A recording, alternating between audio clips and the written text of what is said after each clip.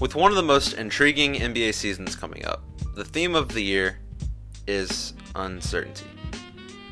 Uncertainty on how and if players will return from injury this year, uncertainty on who will make the playoffs in a crowded Western Conference, uncertainty on who should be the title favorite, and all rightfully so. One of the most popular debates is on who will be the best team in LA after both teams loaded up this summer. I did a video on that. Shameless plug. Go watch it if you're interested in that. However, something that I wanted to talk about that I don't feel like gets enough conversation is the MVP race. You have the favorites like Giannis, Harden, Steph, AD, but I wanted to make this a little bit more interesting. Let's talk about some dark horse candidates. So I'm going to briefly go over these guys' cases for why they have a shot at winning, as well as cases for them not having a shot at winning.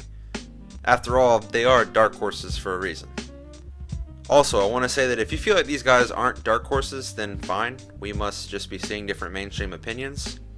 So, yeah. So in no particular order, here we go. I like the energy he's playing with. Embiid the answer. He can do that. Oh, I can't make a layup, but I'll knock down a three for you.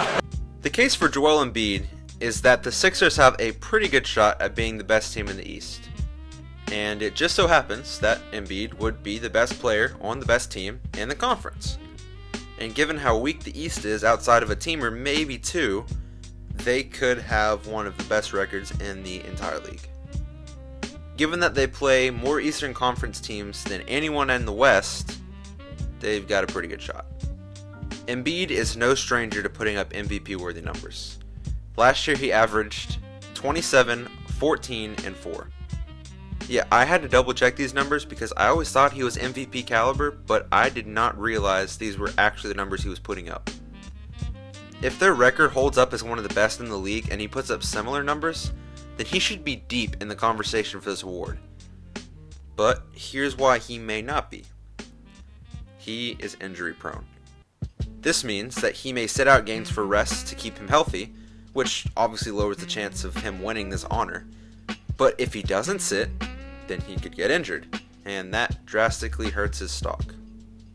Come alone, he wants to play, so look for Torrey Craig maybe to get back in this ball game. So if he does check in, this place is going to go crazy. Jokic Between the wickets. Oh, and a finish from Millsap and one.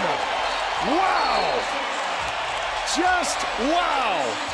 Jokic on a dime. Look at this pass. Right through the five-hole. Oh, come on. Five-hole. Jokic averaged 20, 11, and 7 last year. This guy is truly one of a kind. He is the rare big man who is a natural and primary playmaker for his team. But his passes aren't just great, they're flashy. Wrap around the back, no look, thread the needle type passes that make highlight reels. He's on a great and promising young team that has nowhere to go but up from here. They challenged the Warriors for the first seed and forced a Game 7 last year in the second round, and now they get two high-ceiling young prospects who didn't touch the court last year. Everyone got older and theoretically better, so their record should reflect as such. The case against him is really not that strong. The biggest problem may be his scoring average, but other than that, he may just become buried in the other candidates' narratives. Lillard, a chance to send the Thunder home. Lillard, long-range three, and it's good! At the buzzer! Damian Lillard! Are you kidding me? This guy single-handedly dismantled a team that I thought had a legitimate shot at beating the Golden State Warriors. But the latter is a topic for another time. Dame can score from almost anywhere once he passes half court. The only other person we can even say that about with a straight face is Steph Curry, who happens to be the greatest shooter of all time. So he's in pretty alright company. He will have no problem scoring enough or assisting the basketball to put himself in position for the most valuable player. He is also a pretty vocal player who's heavily involved in the NBA community and is recognized as an incredible talent. So he already has the popularity advantage, especially after being relevant in memes and hype over the OKC series. The argument against him is that in such a talented conference as the West is, it might be tough to win enough games from a team standpoint. LeBron, to your left. AD told me that you spoke to Lakers management and everybody about how you think it's important to kind of go through him. Two questions. Have you ever done that before for another player, and why do you think it's important for you to do that now? Yes, I have, actually. First couple years in Cleveland, when I returned for the second time, I wanted the offense to go through Kyrie. I just seen the talent, the level of talent that he had, and I wanted him to be able to run the show, be able to put us in position, having the basketball skills that Kyrie had. And, if you can go back through some of my transcripts, I was talking like I believe that, someday he could, potentially be an MVP in our league. I just seen how talented he was. Kyrie Irving.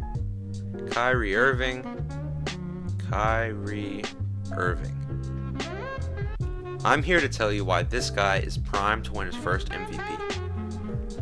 People became very, very quick to turn on Kyrie after he struggled to lead the Celtics team last year.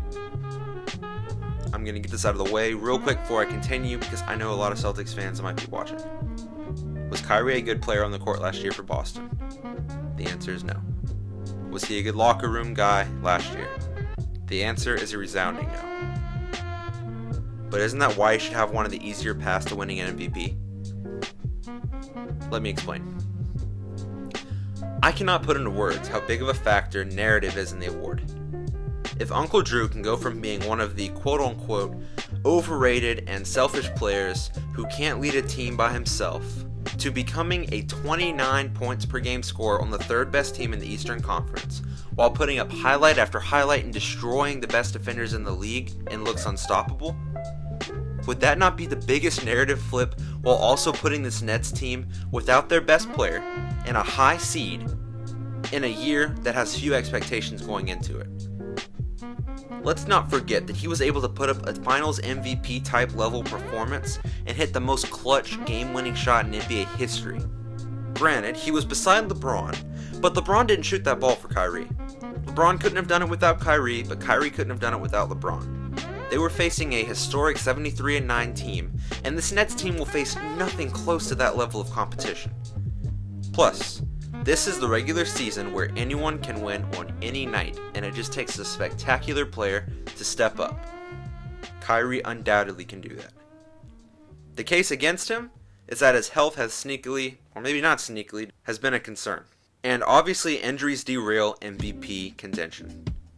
Also, the Nets could be as low as maybe even like the 7th seed, so it's not for sure that this Nets team will be good enough to even earn the 3rd seed in the East. He cannot win an MVP being any lower than 3rd in the East. I think the Nets would have to be at least the 3rd seed for Kyrie to win an MVP. Anyways, those are my dark horse MVP candidates. Do you agree or do you disagree? Who else should be on this list? Am I a terrible analyst? Should I quit YouTube forever and never return? Let me know. Thanks for watching. Follow and subscribe for more NBA content, and follow me on Twitter if you want to, or don't. It's cool. Again, thanks for the support.